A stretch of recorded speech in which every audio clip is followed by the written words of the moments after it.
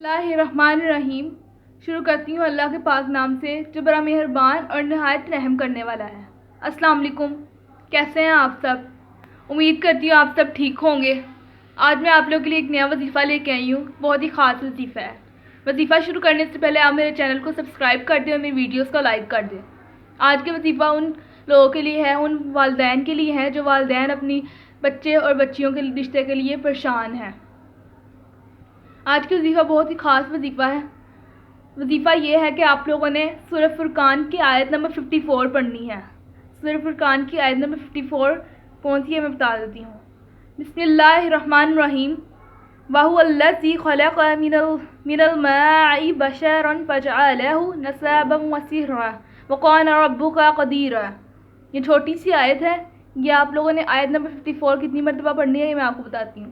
آیت نمبر 54 آپ لوگوں نے 313 مرتبہ پڑھنی ہے۔ سورہ فرقان کی آیت نمبر 54 313 مرتبہ پڑھنی ہے۔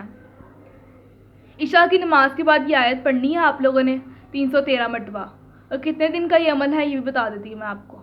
یہ عمل بہت ہی چھوٹا سا عمل ہے اور یہ عمل صرف اور صرف 21 دن کا عمل ہے۔ 21 دن لگاتار آپ لوگوں نے یہ عمل کرنا ہے اور بہت ہی دل سے دعا مانگنی ہے اپنے بچے اور بچیوں کے رشتے کے لیے۔